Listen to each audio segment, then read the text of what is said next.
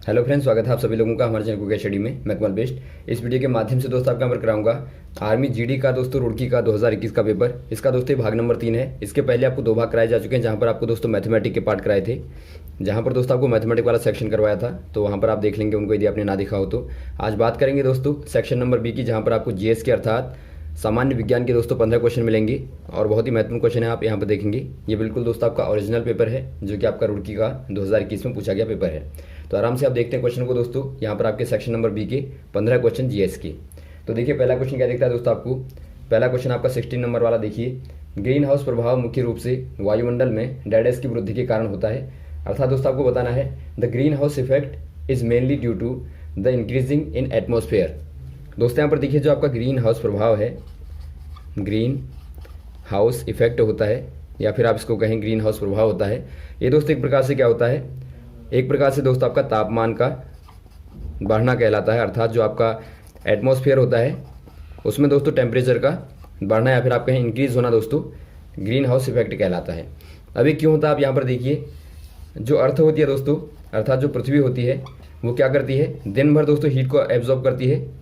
यहाँ पर आप कहेंगे हीट रेडिएशन को दोस्तों एब्जॉर्ब करती है। और यदि आप बात करें रात को दोस्तों, या फिर जब तापमान कम होता है दिन का, तो ये दोस्तों क्या करती है, तापमान को, रेडिएशन को दोस्तों एमिट करती है। एमिट करती है अर्थात उत्सर्जित करती है। तो उससे क्या होता है, जो एटमॉस्फेयर में CO2 होती है, अर्थात जो कार्बन डाइऑक्साइड होती है दोस्तों, ये क्या कर लेती है, ये रेडिएशन को एब्जॉर्ब कर लेती है। एब्जॉर्ब कर लेती है अर्थात अवशोषित कर लेती है। उससे क्या होगा, उससे वायुमंडल का तापमान दोस्तों लगातार बढ़ता रहेगा। तो यहाँ पर आप क्या कह देंगे, मेनली कॉज क्या है, कॉज यहाँ पर आपका CO2 हो जाएगी, अर्थात कार्बन डाइऑक्साइड हो जाएगी। तो ऑप्शन नंबर आपका हो जाएगा बी वाला। अगला क्वेश्चन देखिए दोस्तों, डाक्टाइलोग्राफी डैडेस का अध्ययन होता है। आपको बताना है डाक्टाइलोग्राफी किसका अध्ययन होता है, किसकी स्टडी होती है। डाक्टाइलोग्राफी इज द स्टडी ऑफ, ये आपका दोस्तों यहाँ पर देखिए जो आपका डाक्टाइलोग्राफी होती है दोस्तों, ये फिंगरप्रिंट की दोस्तों स्टडी होती है। इसके द्वारा दोस्तों आइडेंटिफिकेशन के लिए दोस्तों फिंगरप्रिंट का जो इस्तेमाल किया जाता है, तो वो वाली मेथड दोस्तों आपकी डाक्टाइलोग्राफी कहलाती है। तो यहाँ पर आपका हो जाएगा ऑप्शन नंबर ए वाला। अगला क्वेश्चन देखिए दोस्तों, पत्तियों में मौजूद हरे रंग का वर्णक को डैडेस कहते हैं।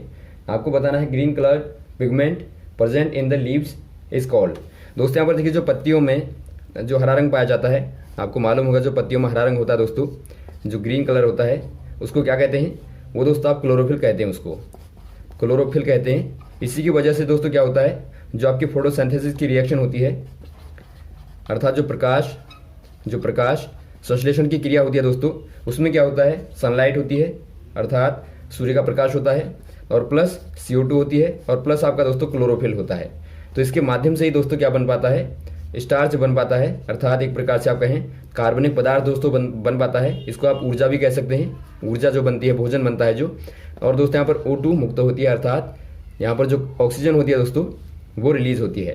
तो ये प्रोसेस आपका फोटोसिंथेसिस का होता है। तो यहाँ पर मेनली क्या हो जाएगा दोस्तों, तो यहाँ पर जो आपका क्लोरोफिल होता है दोस्तों, वो आपका जो हरे रंग का वर्णक होता है चमकीला वाला, उसी में पाया जाता है। तो यहाँ पर आप कह देंगे क्लोरोफिल। अगला क्वेश्चन देखिए दोस्तों, कार्बन का सबसे कठोर रूप होता है। आपको बताना the hardest form of carbon. दोस्तों यहाँ पर देखिए जो कार्बन का हार्डेस्ट फॉर्म होता है, वो क्या होता है दोस्तों, कार्बन का वो आपका होता है दोस्तों डायमंड अर्थात दोस्तों हीरा होता है। इसको आप कहते हैं कार्बन का अपर रूप भी कहते हैं दोस्तों, आप अपर रूप कहें या फिर आप एलोट्रोप कहें। और वैसे ही दोस्तों आपका ग्रेफाइट जो होता है, ग्रेफाइट भी दोस्तों कार्बन का अपर रूप होता है, लेकिन जो ग्रेफाइट होता है दोस्तों वो इसके मुकाबले हल्का होता है, या फिर आप कहें दोस्तों इसके मुकाबले उसमें बहुत ज़्यादा रिक्त स्थान होते हैं बीच में, और वो बहुत ज़्यादा कठोर नहीं होता है। और वैसे यहाँ पर देखिए आप चारकोल जो आपको दिया है, चारकोल दिया है या फिर कोल दिया है दोस्तों, इनमें भी दोस्तों मेनली क्या होता है, इनमें कार्बन पाया जाता है, लेकिन इनमें दोस्तों कार्बन की मात्रा बहुत कम होती है। यदि आप कार्बन की यहाँ पर डायमंड के मुकाबले देखें या ग्रेफाइट के मुकाबले देखें, तो इनमें दोस्तों कार्बन की मात्रा कम होती है। तो यहाँ पर आपका हो जाएगा जो कार्बन का प्योरेस्ट फॉर्म होता है दोस्तों, वो आपका डायमंड होता है, ऑप्शन नंबर डी वाला। अगला क्वेश्चन देखिए दोस्तों, लेंस डैडेस से बनता है। आपको बताना है lens is made up of. दोस्तों यहाँ पर देखिए जो आपके लेंस होते हैं जिनका इस्तेमाल हम करते हैं, लेंस जो होते हैं दोस्तों, ये होते क्या है पहले आपको समझना चाहिए। ये दोस्तों एक प्रकार से ऑप्टिकल डिवाइस होती है दोस्तों, जो क्या करती है, जो लाइट होती है, लाइट को दोस्तों फोकस करने का कार्य करती है, या फिर दोस्तों उसको डिस्पर्स करने का कार्य करती है, अर्थात या तो केंद्रित करेगी दोस्तों या फिर उसको प्रकाश को फैला देती है। तो यही मुख्यतया जो लेंस होते हैं उनका कार्य होता है। तो इसके लिए दोस्तों यहाँ पर देखिए जो आपका इस्तेमाल होता है ऑप्टिकल लेंस के लिए खास तौर पे, वो आपका दोस्तों यहाँ पर होता है फ्लिंट ग्लास का दोस्तों, अर्थात आप कह देंगे फ्लिंट ग्लास जो होता है दोस्तों उसका इस्तेमाल होता है। उसका इस्तेमाल क्यों होता है? क्योंकि दोस्तों उसका जो रिफ्रैक्टिव इंडेक्स होता है, रिफ्रैक्टिव इंडेक्स जो होता है दोस्तों वो बहुत ज़्यादा हाई होता है और ग्लास के मुकाबले। तो इसीलिए आप कह देंगे दोस्तों यहाँ पर आप फ्लिंट ग्लास का इस्तेमाल करते हैं। और आप जानते होंगे दोस्तों जो आपके लेंस होते हैं वो किस पर कार्य करते हैं? वो आपके रिफ्रैक्शन पर दोस्तों कार्य करते हैं। तो इसीलिए दोस्तों आपका रिफ्रैक्टिव इंडेक्स पर यहाँ पर डिपेंड करता है। तो यहाँ पर आपका हो जाएगा ऑप्शन नंबर बी वाला। अगला क्वेश्चन यहाँ पर देखिए, खारे पानी की सांद्रता मापने के लिए इस्तेमाल किया जाने वाला उपकरण होता है। आपको बताना है the instrument use to measure the concentration of salt water. दोस्तों यहाँ पर देखिए, यदि आपको सॉल्ट वाटर जो आपका सॉल्ट वाटर होता है या फिर आप कहें खारा पानी होता है, उसका दोस्तों यदि आपको कंसंट्रेशन मापना होगा। कंसंट्रेशन मतलब क्या होता है दोस्तों? एक प्रकार से आप कहते हैं जो आयन होते हैं, एच आयन होते हैं, इनकी दोस्तों एक प्रकार से प्रेजेंस को आप देखते हैं वहाँ पर। तो यहाँ पर देखिए आपको मापना है यदि खारे जल का दोस्तों, वहाँ पर सॉल्ट की मात्रा को मापना है। तो इसके लिए आप इस्तेमाल करते हैं दोस्तों सेलेनोमीटर का, या फिर आप इसको सेलोमीटर भी बोल देते हैं, या फिर आप दोस्तों इसको साल्टमीटर भी बोल देते हैं। तो यहाँ पर आपको सेलेनोमीटर दिया है, ऑप्शन नंबर आपका सी वाला। तो सी वाला आपका सही हो जाएगा। ये क्या करता है दोस्तों? ये सोल्यूशन में जो आपका सोल्यूशन होगा, जो आपका विलयन होगा, उसमें देखता है कि जो आपका साल्ट है उसका परसेंटेज कितना है। तो यहाँ पर आप कह देंगे ऑप्शन नंबर सी वाला। अगला क्वेश्चन देखिए दोस्तों, इन्वर्टर एक ऐसा उपकरण है जो परिवर्तित करता है। आपको बताना है inverter is a device which converts. दोस्तों यहाँ पर देखिए आपने देखा होगा वैद्युत उपकरणों में इन्वर्टर का बहुत ज़्यादा इस्तेमाल होता है। जो इन्वर्टर होता है ये क्या होता है दोस्तों? यह एक प्रकार का इलेक्ट्रिकल डिवाइस होती है जो क्या कार्य करती है। दोस्तों यहाँ पर देखिए दो प्रकार की डिवाइस होते हैं, एक आपका होता है कन्वर्टर होता है, एक आपका होता है इन्वर्टर। कन्वर्टर क्या करता है दोस्तों? ये आपका एसी को डीसी में कन्वर्ट करता है, अर्थात जो आपकी अल्टरनेटिंग करंट होती है, जिसको आप प्रत्यावर्ती धारा भी बोलते हैं दोस्तों, उसको डीसी करंट में अर्थात डायरेक्ट करंट में या फिर आप कहें दिष्ट धारा में बदलता है। जो आपका इन्वर्टर होता है दोस्तों वो कन्वर्टर का बिल्कुल अपोजिट होता है। ये क्या करेगा दोस्तों? ये डीसी को एसी में कन्वर्ट करेगा, अर्थात आप कह देंगे डायरेक्ट करंट को दोस्तों अल्टरनेटिंग करंट में कन्वर्ट करता है। तो ये बार बार क्वेश्चन पूछा जाता है, आप ध्यान देंगे दोनों को ही आप याद रखेंगे। तो यहाँ पर आपका दोस्तों इन्वर्टर जो हो जाएगा वो आपका डीसी टू एसी हो जाएगा। तो ऑप्शन नंबर आपका सी वाला देखता है, डीसी इंटू एसी आपका दोस्तों सही हो जाएगा। अगला क्वेश्चन देखिए दोस्तों, पोटेशियम कार्बोनेट का सामान्य नाम क्या है? आपको बताना है the common name of potassium carbonate. दोस्तों यहाँ पर देखिए जो आपका पोटेशियम कार्बोनेट होता है, यहाँ पर देखिए दोस्तों आप इसका फॉर्मूला यदि आप लिखें, केमिकल फॉर्मूला देखें, जो केमिकल फॉर्मूला होता है वो दोस्तों आपके यहाँ पर होता है K2CO3। जैसे आपने देखा होगा Na2CO3 होता है, ये आपका सोडियम कार्बोनेट होता है, वैसे ही दोस्तों K2CO3 क्या कहलाता है? पोटेशियम कार्बोनेट कहलाता है। इसको दोस्तों आप पोटाश भी कहते हैं, पोटाश कॉमन नेम आप शॉर्ट में बोल देते हैं पोटाश। तो यहाँ पर आपका दिया है, देखिए पोटाश आपको दिया है। तो यहाँ पर आप कह देंगे जो पोटेशियम कार्बोनेट का सामान्य नाम होता है वो क्या हो जाएगा? पोटाश हो जाएगा। ऑप्शन नंबर आपका डी वाला हो जाएगा। वैसे ही दोस्तों आपका जो सोडियम कार्बोनेट होता है ये क्या होता है दोस्तों? ये आपका वॉशिंग सोडा होता है, या फिर आप कहें दोस्तों धावन सोडा होता है। वैसे ही आपका दिया होगा सोडियम बाइकार्बोनेट, तो ये दोस्तों आपके यहाँ पर कहलाता है बेकिंग सोडा, या फिर आप कहें दोस्तों खाने का सोडा। तो ये भी बार बार पूछे जाते हैं, इनको भी दोस्तों आप याद रखेंगे। अगला क्वेश्चन यहाँ पर देखिए दोस्तों, 295 केल्विन का तापमान डेडेस के बराबर होता है, अर्थात दोस्तों आपको बताना है the temperature of 295 kelvin is equivalent to approximately. दोस्तों यहाँ पर देखिए आपको क्या दिया है? आपको टेम्परेचर दिया है, आपको दोस्तों टेम्परेचर दिया है, तापमान दिया है 295 अर्थात 295 केल्विन। केल्विन में दिया है दोस्तों आपको, देखिए ऑप्शन में दिए हैं फ़ारेनहाइट में, तो आपको केल्विन को दोस्तों फ़ारेनहाइट में कन्वर्ट करना है, 295 को दोस्तों आपको फ़ारेनहाइट में कन्वर्ट करना है। तो आप कैसे करेंगे? इसके लिए दोस्तों आपको एक फॉर्मूला बताया था हमने, C-0/100 बराबर F-32/180 और बराबर आपको बताया था K-273/100। तो यहाँ पर देखिए दोस्तों आपको क्या इस्तेमाल करना है? आपको चाहिए F और K, तो आप दोनों को इस्तेमाल कर लेंगे। तो आप पीछे वालों को इस्तेमाल करें दोस्तों, तो आपको क्या मिलेगा, f-32/180 और बराबर आपका हो जाएगा k-273/100। अब यहाँ पर देखिए दोस्तों, आपको k का मान क्या दिया है, k बराबर आपको यहाँ पर दिया है 295, तो यहाँ पर आप इसके स्थान पर रख देंगे 295 और माइनस आपका है 273 अपॉन हो जाएगा 100। तो इनको आप घटाएंगे तो क्या मिलेगा आपको, यहाँ पर आपको मिलेगा दोस्तों 22, अर्थात यहाँ पर आपको 22 मिलेगा अपॉन 100 है। तो अब आप क्या करेंगे दोस्तों, आप सॉल्व कर देंगे इसको। यहाँ पर देखिए आपके पास में क्या आ गया, यहाँ पर आपका है f-32/180 इक्वल टू आपके पास में आता है 22/100। तो यहाँ से आप सॉल्व करेंगे, 0 से आपका 0 कैंसिल आउट हो जाएगा। तो आपका देखिए दोस्तों, आपका 10 का गुणा यहाँ पर आप कर देंगे तो 10f हो जाएगा माइनस 320 हो जाएगा, बराबर दोस्तों आप 18 का गुणा यहाँ पर कर देंगे तो यहाँ पर आएगा आपका 6, 18 दूनी 36, 18 दूनी 36 और 3 39 हो जाएगा।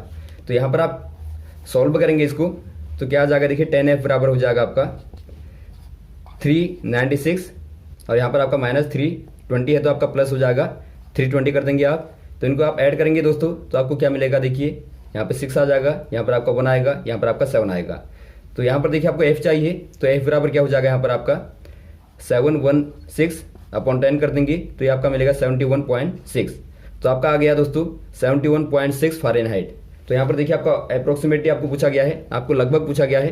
तो ऑप्शन नंबर आपका दिखता है दोस्तों डी वाला। तो यहाँ पर आपको दिखता है दोस्तों ऑप्शन नंबर डी वाला, जहाँ पर आपको अप्रोक्सीमेटली इसी के बराबर आपको मान दिया है। तो ऑप्शन नंबर डी वाले में आप टिक कर देंगे। अगला क्वेश्चन देखिए दोस्तों, तैरती वस्तुओं का नियम किसके द्वारा दिया गया, आपको बताना है। The laws of floating bodies was discovered by. दोस्तों यहाँ पर देखिए जो आपकी फ्लोटिंग बॉडीज़ होती हैं, जो आपकी फ्लोटिंग बॉडीज़ होती हैं या फिर आप कहें दोस्तों जो आपकी तैरने वाली तैरती वस्तुएं होती हैं, उनमें दोस्तों किसका लॉ लगता है आपको बताना है। यहाँ पर आप जानते होंगे आर्किमिडीज का दोस्तों सिद्धांत लगता है, जो क्या कहता है, मान लीजिए कोई ऑब्जेक्ट है जो फ्लोट कर रहा है दोस्तों पानी में, तो क्या करेगा वो जितना भी पानी को डिस्प्लेस करेगा, अर्थात जो वाटर को दोस्तों डिस्प्लेस करता है वो किसके बराबर होता है, वो बराबर होता है दोस्तों वेट ऑफ सबमर्ज बॉडी, अर्थात दोस्तों जो बॉडी डूबी रहती है उसके भार के बराबर होता है, जो उसके द्वारा हटाया गया द्रव का भार होता है। तो यहाँ पर आप कहेंगे हटाए द्रव का भार बराबर डूबी वस्तु का भार होता है। तो ये दोस्तों आपका आर्किमिडीज के द्वारा दिया गया था। तो यहाँ पर आप कह देंगे आर्किमिडीज का सिद्धांत। ऑप्शन नंबर आपका ए वाला दिखता है, तो ए वाले में दोस्तों आप टिक कर देंगे। अगला क्वेश्चन देखिए दोस्तों, निम्न में से किसमें ध्वनि तेज चलती है, अर्थात दोस्तों आपको बताना है among the following materials sound travels fastest. दोस्तों यहाँ पर देखिए जो आपका साउंड का एक प्रकार से आपको रफ्तार बतानी है दोस्तों, साउंड स्पीड आपको बतानी है कि सर्वाधिक किसमें होती है। साउंड आप जानते हैं दोस्तों, ध्वनि जो होती है क्या होती है, एक प्रकार से ध्वनि दोस्तों एक प्रकार से आप जानते होंगे तरंग होती है दोस्तों, वेव होती है, जो कि क्या होती है दोस्तों अनुदैर्ध्य प्रकार की वेव होती है। अनुदैर्ध्य कहने का मतलब है लॉन्गिट्यूडनल वेव होती है दोस्तों, जिसको ट्रेवल करने के लिए माध्यम की आवश्यकता होती है, माध्यम की अर्थात मीडियम की दोस्तों आवश्यकता होती है। तो बिना माध्यम के जो ध्वनि होती है वो गमन नहीं कर पाती, गति नहीं कर पाती। तो यहाँ पर देखिए आपको माध्यम दिए हैं दोस्तों, पहला आपका स्टील दिया है, फिर आपको दिया है निर्वात वैक्यूम दिया है, फिर आपको जल दिया है, फिर आपको दिया एयर। इनमें से दोस्तों यहाँ पर देखिए जो आपका स्टील होता है वो सर्वाधिक डेंसिटी होता है, अर्थात दोस्तों सर्वाधिक क्या होता है, घनत्व वाला होता है, या फिर आप कहें घना होता है। तो आप कह देंगे दोस्तों स्टील में सर्वाधिक जो ध्वनि की चाल होती है दोस्तों सर्वाधिक होती है। तो ऑप्शन नंबर आपका पहला वाला हो जाएगा स्टील में। और वैसे दोस्तों यदि आपको ठोस दिया रहता है यहाँ पे तो आप ठोस में कह देते हैं, क्योंकि ध्वनि की चाल जो होती है वो ठोसों में सर्वाधिक होती है, उसके बाद दोस्तों आपकी द्रव में होती है, उसके बाद वायु में अर्थात एयर में होती है। तो यहाँ पर आप ध्यान देते हैं जो आपका सर्वाधिक घनत्व वाला होगा उसी में दोस्तों ध्वनि की चाल सर्वाधिक होती है। और वैसे यदि आपका निर्वात की बात करें दोस्तों, वैक्यूम की बात करें, तो वैक्यूम में दोस्तों ध्वनि गमन नहीं करती है, तो यहाँ पर ध्वनि की चाल क्या हो जाएगी, 0 हो जाएगी। तो ऑप्शन नंबर यहाँ पर आपका हो जाएगा ए वाला। अगला क्वेश्चन देखते हैं दोस्तों, आपको चाय का वानस्पतिक नाम क्या होता है, अर्थात दोस्तों आपको बताना है the botanical name of T. दोस्तों यहाँ पर देखिए जो चाय का वानस्पतिक नाम होता है, अर्थात टी का दोस्तों आपको बताना है बोटेनिकल नेम, अर्थात वानस्पतिक नाम।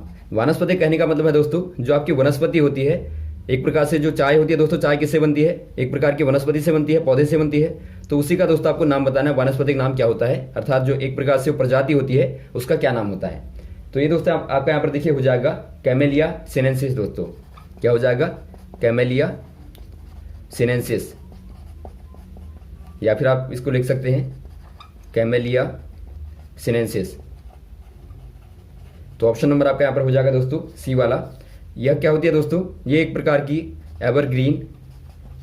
एवरग्रीन स्मॉल ट्री होती है, अर्थात दोस्तों एक प्रकार का छोटा पौधा होता है जो हमेशा हरा भरा रहता है, तो उसी की पत्तियों के द्वारा दोस्तों चाय बनाई जाती है। तो यहाँ पर आप कह देंगे कैमेलिया सिनेंसिस। तो ऑप्शन नंबर आपका सी वाला सही हो जाएगा। अगला क्वेश्चन देखिए दोस्तों, बंदूक से छोड़ी जाने वाली गोली में होता है, क्या होता है, the bullet fired from the rifle has, क्या होता है दोस्तों, यहाँ पर देखिए जब आप गोली को छोड़ते हैं राइफल से, कोई गोली छूटती है दोस्तों, तो उसमें क्या होता है आपको बताना है, उनमें क्या होता है आपको बताना है, दोनों गतिज तथा स्थितिज ऊर्जा, या फिर इनमें से कोई नहीं, या स्थितिज ऊर्जा या गतिज ऊर्जा। यहाँ पर देखिए दोस्तों जो आपकी गोली होती है यदि गतिमान अवस्था में होगी तो उसमें होती है काइनेटिक एनर्जी, या फिर आप कहें दोस्तों गतिज ऊर्जा, और जब धंसती है दोस्तों, कहीं पर धंसेगी लगेगी, तो वहाँ पर हो जाएगी पोटेंशियल एनर्जी, अर्थात स्थितिज ऊर्जा। जो आपकी गतिज होती है दोस्तों वही आपकी कन्वर्ट हो जाती है पोटेंशियल में। तो आप कह देंगे दोस्तों जो गोली होती है उसमें क्या होती है, उसमें आपकी काइनेटिक भी होती है दोस्तों और पोटेंशियल भी होती है। इसको आप टोटल एनर्जी कहते हैं, दोनों को मिला के जो बनती है। तो यहाँ पर आपका हो जाएगा दोस्तों ऑप्शन नंबर ए वाला, दोनों ही होती हैं, गतिज ऊर्जा और स्थितिज ऊर्जा। तो ऑप्शन नंबर ए वाले में आप टिक कर देंगे। अगला क्वेश्चन देखिए दोस्तों, वल्कनाइज्ड रबर का आविष्कार किसने किया, आपको बताना दोस्तों, vulcanised rubber was invented by.